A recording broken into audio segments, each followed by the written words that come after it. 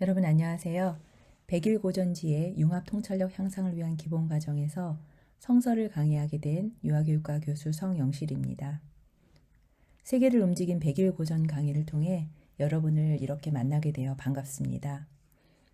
이번 학기 고전 강의는 가장 먼저 사상 분야의 고전인 성경, 대장경, 순수이성 비판으로 시작합니다. 성서, 대장경을 생각하면 종교가 떠오르실 텐데요. 종교를 떠나서 인류 역사상 가장 많이 읽힌 고전이라고 하면 성서를 빼놓을 수는 없을 것입니다.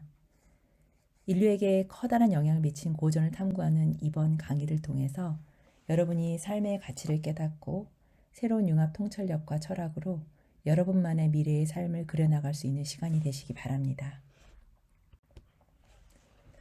오늘 강의는 수업 목표를 안내하고 성서의 구성과 내용을 소개하고 세계 역사에 기독교 정신이 미친 영향과 가치를 한번 살펴보고 성경의 가치를 삶에 적용하고 통찰한 후에 함께 생각해 보는 시간을 갖도록 하겠습니다. 본 강의의 목표는 첫째, 성서의 구성과 내용, 세계관을 이해하는 것. 두 번째, 성서가 인간의 사상과 문화에 미친 영향을 탐구하는 것입니다. 마지막으로는 성서 탐구를 통해 우리 삶의 가치와 통찰을 획득하는 것을 목표로 합니다. 자, 우리가 종교가 굉장히 다양하죠. 제가 오늘 기독교의 경전인 성서를 강의를 하지만 기독교, 불교, 유교, 천주교, 이슬람교, 원불교 굉장히 다양한 종교들이 있는데 우리가 그 종교를 떠나서 이 성서에 대해서 들어보거나 알고 있는 이야기가 있나요? 아니면 어떤 떠오르는 그림이나 장면이 있으신가요? 지금 머릿속에 스쳐 지나가는 이야기나 장면이 있으실 거라고 생각이 됩니다. 자, 한 예로 레오나르도 다빈치의 최후의 만찬, 이 그림 명화는 굉장히 유명해서 많이들 보셨을 거고요. 또 구체적으로 이제 십자가에 달리신 예수님의 모습을 그림으로 표현한 것들 보신 적이 있으실 것입니다.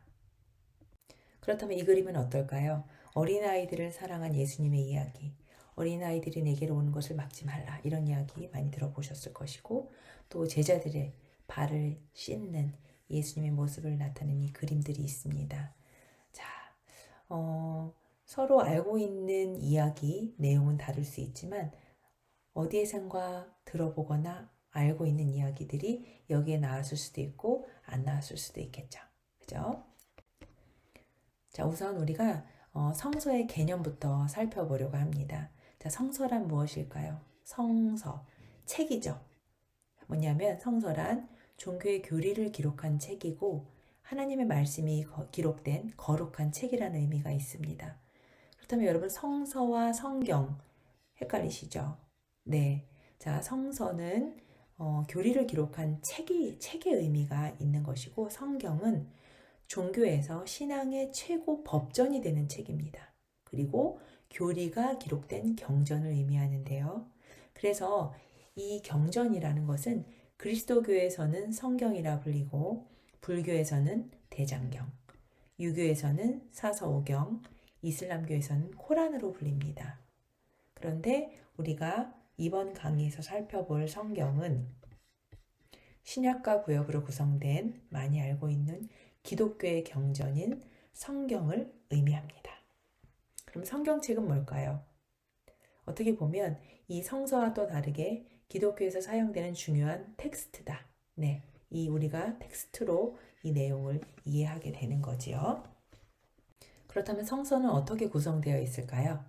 자, 여러분 이렇게 가죽으로 된 성경책 한 번쯤은 보셨을 겁니다. 그죠? 이 성경은요, 크게 구약과 신약으로 나뉘어져 있습니다. 그런데 구약은 39권이고 신약은 27권이에요. 외우기가 쉬운 게 뭐냐면 여기 뭐라고 돼 있죠? 곱하기가 있죠. 네. 뭐냐면 39권 구약은 맞는데 신약은 39, 27이라고 표현하면 됩니다. 그래서 구약 39권과 신약 27권, 즉 총 66권으로 기록되어 있습니다. 그렇다면 성경은 언제 누가 기록했을까요? 66권이나 되는데 굉장히 많은 저자들도 있을 것 같고 그리고 옛날에 기록된 것 같은데 언제 기록됐는지 좀 우리가 궁금해질 만합니다. 자, 그렇다면 우선 성경은 누가 썼을까요? 누가 기록했을까요? 자, 저자를 살펴보면 사실 성경에 수많은 인물들이 나오거든요. 그렇기 때문에 이 서로 다른 시대에 또 다른 환경과 다른 연령, 직업을 가진 40여 명의 저자들이 성경을 기록했습니다.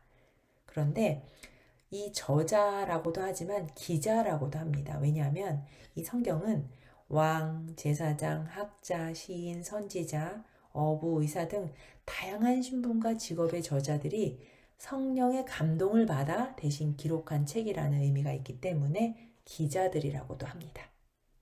그리고 그럼 언제 기록되었는가 궁금하시죠? 옛날은 옛날인데 언제냐면 이 모세오경이 쓰여진 구약 초기에는 BC 1500년경이에요. 그런데 신약 중에 제일 끝에 요한계시록까지 기록한 시기는 AD 100년경까지 쓰여졌습니다. 그럼 결국은 1500년이라는 기간에 걸쳐서 정말 오랜 시간에 걸쳐서 기록되었다는 것입니다. 이 기록의 기간이 우리나라로 치자면 고조선에서 삼국시대 초기, 중국으로 치자면 은나라부터 한나라 시대까지 걸쳐 있습니다.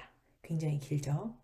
그렇다면 이 빽빽한 성경의 이야기가 어떤 형식으로 기록되어 있을까요? 그냥 쭉 글처럼 써져 있는데 그 기록된 내용에는 형식이 또 다양하게 있습니다. 그래서 우리가 보통 아는 것보다 훨씬 다양한 그 형식들이 있어요. 시편, 막 이런 시가 있고 예언서도 있고요. 그다음에 역사서도 있고 전기 형식으로도 다양한 형식으로 기록되어 있다고 보시면 되겠습니다. 그럼 성서의 구성과 내용을 볼 때 우선 성경을 딱 폈을 때 크게 세 골격으로 나뉘어져 있다고 생각하시면 됩니다.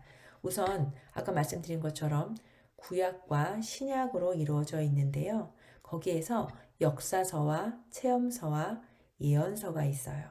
그런데 역사에는 몇 건 있는데 우선 성경에 신약과 구약이 있는데 그 큰 세 골격은 역사, 체험, 예언의 내용으로 이루어져 있다고 보시면 되겠습니다. 여기 색깔별로 되어 있죠. 쭉 보시면 창세기, 출애굽기, 레위기, 민수기, 신명기, 여호수아, 사사기, 룻기 쭉 가는 것은 역사의 내용을 담고 있습니다. 그 다음에 우리가 체험서는 요 가운데 부분 여기 로마서, 고린도 전후서, 갈라디아서, 에베소서, 빌립보, 골로새 이쪽 부분의 체험 내용을 다루고 있고요. 예언서는 이쪽에 이사야서, 예레미야가 쭉 해서 이 요한계시록까지를 예언서적인 내용을 담고 있다고 보시면 되겠습니다. 그래서 구체적인 요런 그 성경의 이름을 다 기억할 수는 없지만 크게 신약과 구약 그리고 그 내용은 역사, 체험, 예언을 다루고 있다라고 보시면 됩니다. 그럼 구약을 좀 구체적으로 살펴볼까요? 구약은 39권이라고 있는데 그 구조를 살펴보면 크게 율법서 5권, 역사서 5권, 시가서 5권, 대선지서 5권, 그 다음 소선지서 5권으로 이루어져 있습니다. 그렇다면 율법서는 처음에 그 모세오경부터 시작이 되는데요. 모세오경은 창세기, 출애굽기, 레위기, 민수기, 신명기 5권 역사서를 말해요. 그런데 이게 신명기, 여호수아, 사사 이게 순서대로 쭉 가거든요. 성경에서는 신명기 다음에 여호수아, 사사기, 룻기로 넘어가고 에스더 다음에 다시 욥기, 시편, 잠언, 전도서, 아가 그 다음에 이사야, 예레미야가 이렇게 넘어가고요. 그 다음에 호세아까지 쭉 가서 말라기까지 가는데 중요한 것은 이 순서가 있어요.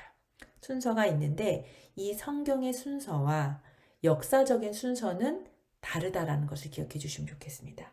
결국은 여기에서는 책의 형식별로 묶어서 기록되어 있다고 보시면 되겠습니다. 그래서 율법서 하나로 모으고 역사서, 그 다음에 시가서, 그 다음에 선지서, 그쵸? 그리고 이제 여기서 선지서 안에도 대선지서와 소선지서로 나뉘어진다고 보시면 되겠습니다. 그래서 이 성경의 순서는 실제 역사적인 순서는 아니다라고 보고 그 책의 형식별로 묶어 놓았다는 것을 기억해 주시면 좋겠습니다.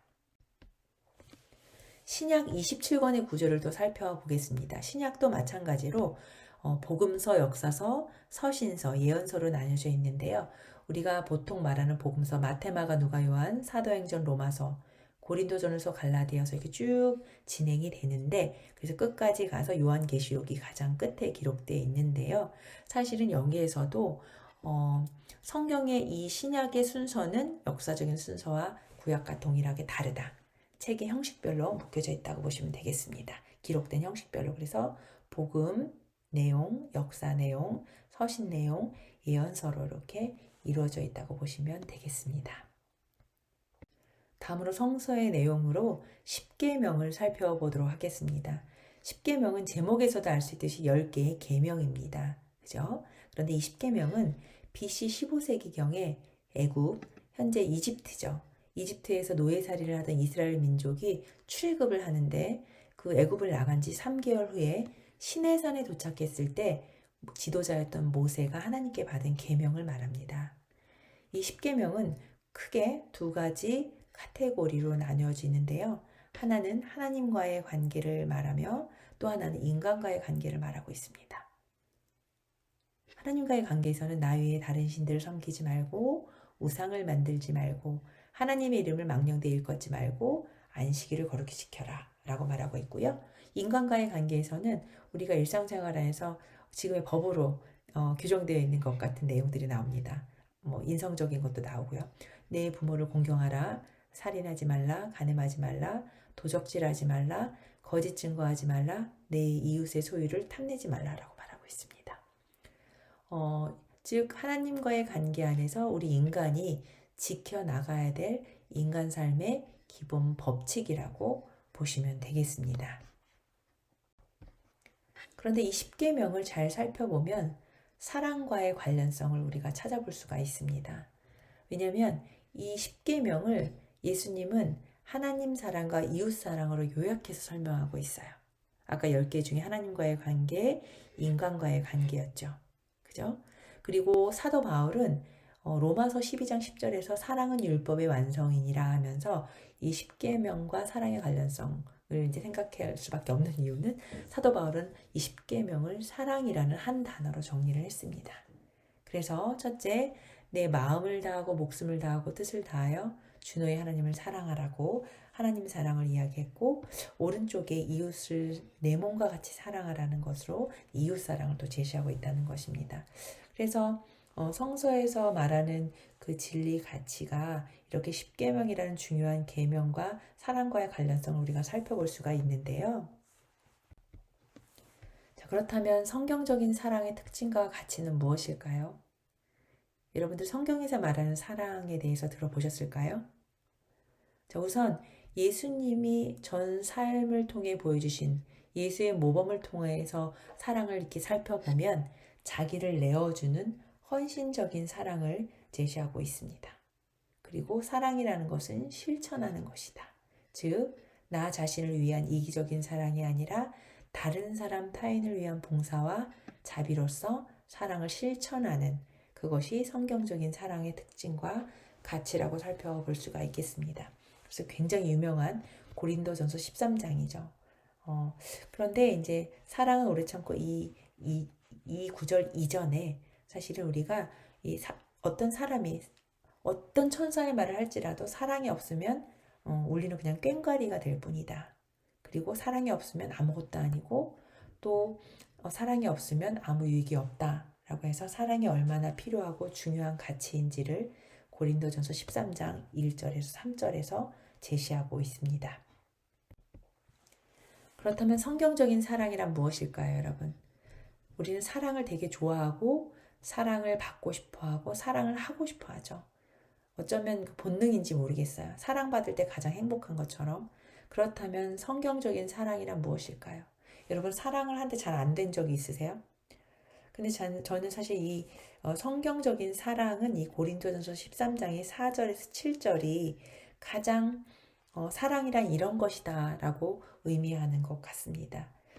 다 아는 구절이세요. 한번 같이 보겠습니다. 사랑은 오래 참고, 사랑은 온유하며 시기하지 아니하며, 사랑은 자랑하지 아니하며, 교만하지 아니하며, 무례히 행하지 아니하며, 자기 유익을 구하지 아니하며, 성내지 아니하며, 악한 것을 생각하지 아니하며, 불의를 기뻐하지 아니하며, 진리와 함께 기뻐하고 모든 것을 참으며 믿으며 바라며 모든 것을 견디느니라.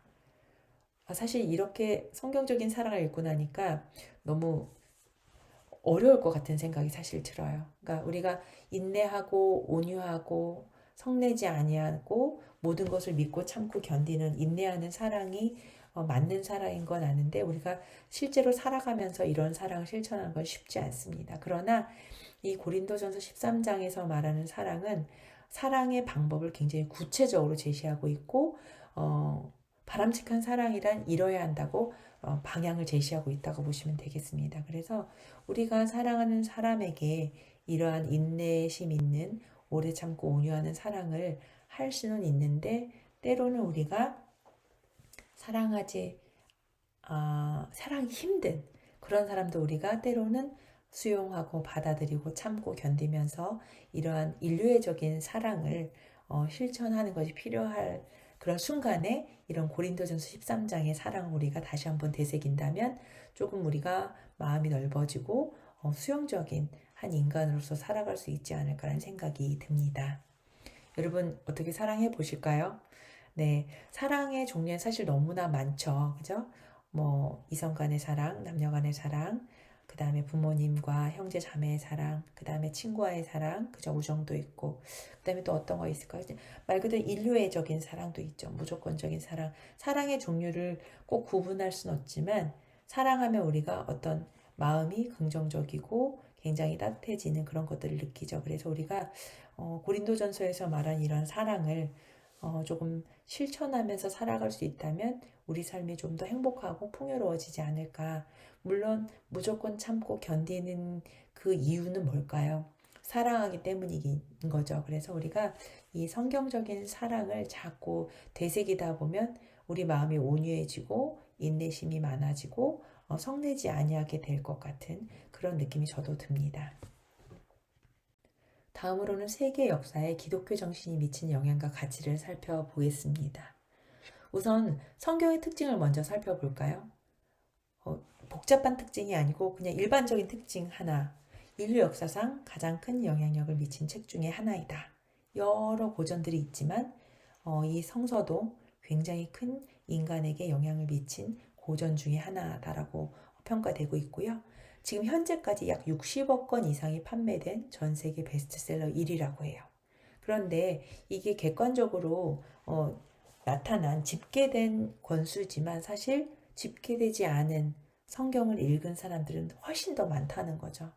그렇게 본다면 정말 전 세계 베스트셀러 1위가 되고도 남는 그런 상황이라고 생각하시면 됩니다. 그렇다면 사람들이 무슨 이유로 이 성경을 이렇게 많이 읽는 것일까요? 우리가 종교를 떠나서 그냥 객관적으로 생각을 해봅시다. 사람들 자기 자신에 대한 생각, 가치, 철학이 있고 자기 삶에 대한 소신들이 다 있어요. 그런데 왜 이렇게 성경을 사람들이 많이 읽은 것일까? 왜 읽었을까요? 저는 답을 드리지 않습니다. 그냥 머릿속으로 생각을 해보세요.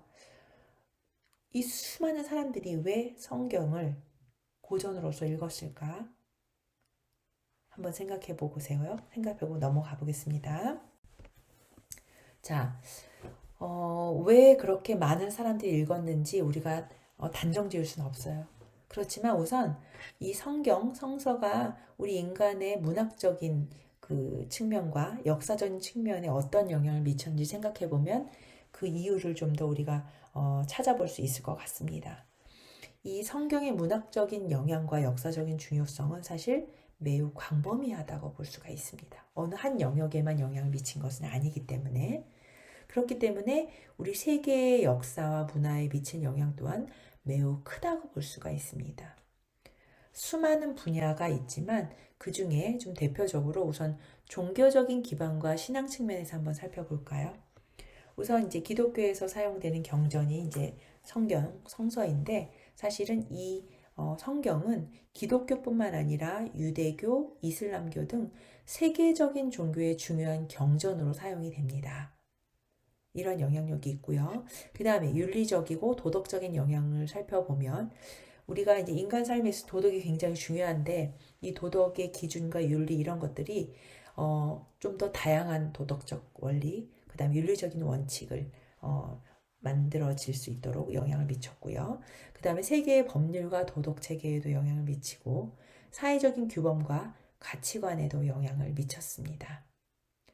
자, 세 번째로 예술과 문학의 영향 측면을 좀 살펴볼까요? 우리가 보통 성경, 성서 이해와 관련된 다양한 예술과 문학들이 있는데 거기에서부터 영감을 받아서 정말 수많은 다양한 작품들이 창출되게 되었습니다. 그렇기 때문에 우리 예술계, 문학계에 그 기여한 그 공로가 굉장히 크고요. 구체적으로 미술 분야, 음악 분야, 문학 분야에서도 굉장히 자주 반영되고 그렇기 때문에 세계 문화의 일부로 자리 잡고 있습니다. 또 다른 분야 또 뭐가 있을까요? 여러분이 뭐 대면강의면 이러한 분야에서도 영향을 미쳤습니다. 얘기하실 텐데 사실은 크게 세 가지 정도를 제시했지만 굉장히 광범위하고 많은 영향을 우리 인간 삶에 있어서 역사와 문화에 많이 끼쳤다고 보시면 되겠습니다. 그렇다면 이러한 성경 고전의 가치를 우리 삶에 적용하고 통찰하는 것을 우리가 이 강의를 통해서 하고자 하는데요. 저는 사실 이 강의를 통해서 제가 느끼고 깨달은 성찰하는 바를 여러분들에게 하나의 샘플로 사례로 제시하는 것이고요. 여러분들은 이 고전으로서의 성서 성경을 통해서 여러분들 나름대로의 가치를 깨닫고 삶에 적용할 수 있는 통찰력을 얻으시면 됩니다. 그렇다면 제가 성경을 통해서 무엇을 느꼈냐면 저 자신을 바라보게 되었어요. 내가 어떤 사람인가? 나는 누구인가? 나는 어떻게 살아가야 하는가에 대한 고민이 해결되었습니다. 그래서 저는 성경은 우리 자신을 성찰해 볼 수 있는 거울의 역할을 한다고 생각이 됩니다. 그렇다면 우리가 성경을 읽어보신 분도 있고 조금 읽어볼까라고 하시는 분들은 도서관에 있습니다. 네, 그래서 이제 고전 책 중에 추천서로 짧게 나온 내용도 있고요. 그 다음에 성경 자체가 또 도서관에 구비되어 있기 때문에 궁금하신 분들은 한번 대여해서 읽어보셨으면 좋겠고요. 그 다음에 이제 그 성경을 보면 정말 수많은 인물들이 나옵니다. 그런데 이 성경 속에 나오는 인간에는 두 가지 모습이 있어요. 그런데 너무 상반돼서 힘들어요. 왜냐하면 너희는 존귀한 자녀다. 너희는 사랑받기 위해 태어난 사람이다. 굉장히 존중을 받는 느낌이 들거든요. 그리고 어느 순간에 인간이 굉장히 위대하고 존엄하고 어떤 영광스러운 그 자리에서 인간이 중요한 그 모습으로 나타나는 그런 인간의 모습이 있거든요. 그런데 그 반면에 정말 죄도 많이 짓고 나쁜 행동도 많이 하고 비참하고 초라하고 힘든 모습의 이 죄인의 모습을 다루고 있어요. 너무 상반되죠. 그런데 저는 제 삶 속에서도 이 두 가지 면을 또 자주 느끼면서 살아가게 되는 것 같아요. 그렇다면 인간이 위대하고 존엄하다라는 이런 것은 성경에 어디에서 볼 수 있냐면 사실 너무나 많은 부분에서 있지만 저는 시편 8편 4절에서 사람이 무엇이기에 하나님께서 이렇게까지 사람을 생각하여 주시는가라는 이 구절이 있거든요. 그러니까 우리가 누구기에 이렇게 존귀한 자녀이고 사랑받기에 태어난 사람인가 그런 생각을 좀 하게 됐거든요. 그런데 사실 그 인간의 비참한 모습에서는 정말 심하다 싶을 정도의 인간의 죄악된 모습이 많이 나오거든요. 정말 죄를 많이 짓고 나쁜 행동들을 많이 해요, 우리 인간이. 사실 저도 제 인생을 지금까지 살아오면서 옳지 않고 나쁜 행동을 많이 했죠. 그런데 그 뭐 비참하고 뭐 나쁜 모습이라기보다 인간이 보잘것없다. 이 보잘것없는 것이 굉장히 나쁜 의미는 아니고요. 정말 허무하기도 하다라는 그런 모습을 어디서 저는 성찰을 했냐면 창세기 3장 19절에 너는 흑이니 흑으로 돌아갈 것이다. 자, 우리가 결국은 흑으로 돌아갈 것이다라는 이 구절에서 저는 굉장히 마음에 울림이 있었어요. 우리가 이제 삶을 살아가죠. 바쁘게도 살고 기쁘게도 살고 힘들게도 사는데 결국은 어떠한 삶을 살든 우리는 한 번은 생을 마감하고 결국은 흙으로 돌아간다는 것입니다. 그래서 저는 결국은 우리 삶이 마감할 때 동일한 존재로 흙으로 돌아간다는 이 여기서 정말 저는 굉장히 마음에 울림이 있었어요. 그렇다면 저는 이 부분에서 성찰을 하고 깨달음이 있었는데, 여러분은 성서의 어떤 점에 여러분이 깨달음을 얻게 되셨을지 정말 궁금하다는 생각이 지금 갑자기 듭니다. 그렇다면 우리가 결국은 이제 제가 저 자신을 성찰해 볼 수 있는 거울이 성경이라고 보았을 때, 결국은 성경을 통해서 나 자신을 알게 되고 깨닫게 되고 내가 어떠한 존재인지 알아가게 되는 그런 과정을 경험할 수 있다는 것입니다. 그래서 결국은 인간이 존귀하고 위대하다고 했어요. 그런데 인간의 초라하고 옳지 않은 그런 모습들이 굉장히 많다는 거죠. 근데 이 두 가지 모습은 굉장히 상반된 모습인데, 이 인간의 두 가지 모습, 두 가지뿐만 아니라 여러 가지 모습이 나오지만 그 인간의 모습을 통해서 나를 돌아보고 성찰하게 되는 것이고, 그 다음에 내가 정말 비참한 순간이지만 결국은 사랑받기 위해 태어났다고 하니 내 스스로를 좀 위로하게 되고 나를 좀 배려할 수 있게 되는 그런 측면이 저는 있었고요. 그리고 결국 인간이 굉장히 존엄하고 위대해 보이지만 결국은 흙으로 돌아갈 수밖에 없는 존재라는 자아 성찰을 하게 된다는 것입니다. 그래서 그렇지만 이제 너무 비참하고 힘들 때, 정말 쓰러지고 아무것도 하기 싫을 때, 그 다음에 사는 게 재미없을 때, 아무것도 하고 싶지 않을 때, 그럴 때조차도 하나님께서 우리 인간을 고운 눈길로 바라보신다는 그런 깨달음을 얻게 되고 나니까 조금 마음이 평안해지고 행복해지더라. 그래서 결국은 우리가 몸과 마음이 건강하고 행복한 나 자신을 찾아가는 방법은, 저는 성경의 이런 내용을 통해 성찰을 하고 나를 배려하고 타인을 배려하고 사랑할 수 있는 그런 마음의 여유가 생겼거든요. 그래서 여러분들도 성서의 어떠한 내용으로 여러분들이 이렇게 성찰을 하고 깨달음을 얻게 될지 저는 알 수 없습니다. 그러나 여러분들이 성서를 통해서 몸과 마음이 행복한 여러분 자신을 찾아갈 수 있기를 저는 바랍니다. 자, 그렇다면 우리가 이 성경을 통해서 어떠한 좀 하나의 질문을 해봤으면 좋겠습니다. 자, 어떠한 질문을 하고 싶냐면, 우선은 성서의 가치와 사랑을 우리 삶 속에서 실천할 수 있는 요소를 좀 찾아보는 거죠.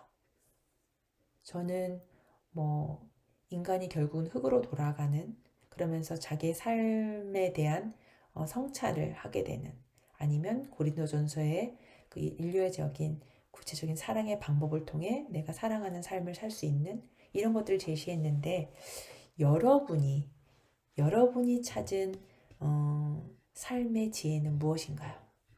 성경을 통해 다른 사람이 아닌, 제가 아닌 여러분이 찾은 삶의 지혜, 또 삶 속에서 실천할 수 있는 요소는 무엇인지 한번 생각해 보실까요? 여러분의 그 대답을 지금 전 들을 수는 없지만 머릿속에, 마음속에 떠오른 생각이 있으실 것 같고요. 그 다음에 여기서 끝나기보다는 결국은 여러분에게 성경이 어떤 교훈을 줄지 저는 알 수는 없지만, 여러분이 느끼는 교훈과 성찰이 미래가 아닌 우선 현재 나의 삶과 연결될 수 있도록 하는 것. 결국은 현재 나의 삶과 연결이 되면 그것이 어떻게 될까요? 내가 미래 삶, 앞으로 내 삶이 지향해 가는 방향, 가치에 영향을 미치게 될 것이라는 생각이 듭니다. 여러분 스스로의 지혜와 삶의 가치를 찾으셨나요? 아직 성서를 읽지 못하셨다면 도서관이나 서점에서도 충분히 보실 수 있고요. 여러분만의 통찰을 깨달을 수 있기를 바라겠습니다. 마지막으로 여러분과 함께 생각해 보고 싶습니다. 성경을 통해서 여러분 자신이 얻은 통찰은 무엇인가요? 머릿속에 스쳐 지나가는 생각이 있으시죠? 네. 자, 우리가 이 강의를 통해서 여러분 한 사람 한 사람이 성서를 통해 얻은 통찰은 매우 다양하고 어떻게 보면 굉장히 새로울 것 같습니다. 저는 성경을 통해서 저 자신의 모습을 돌아보게 되었어요. 그리고 앞으로 어떻게 살아가야 하는지 삶의 방향을 정하게 되었어요. 그리고 또 고린도전서 13장에서 말하는 사랑은 오래 참고 온유하며 시기하지 않는 그런 따뜻한 사랑의 가치를 깨닫게 되었는데, 여러분은 어떤 성찰을 하셨을까요? 저는 여러분이 지금 내 삶과 관련된 나만의 고유한 깨달음이 있기를 바랍니다. 이렇게 해서 이번 주 고정 강의는 성서를 진행했는데요. 다음 주는 대장경, 그 다음 주는 이어서 순수이성 비판 강의가 이어집니다.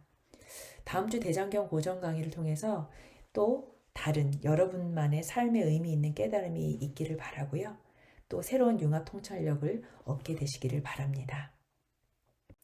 자, 이상으로 사상 중에 성서 강의를 마치겠습니다. 여러분 경청해 주셔서 감사합니다.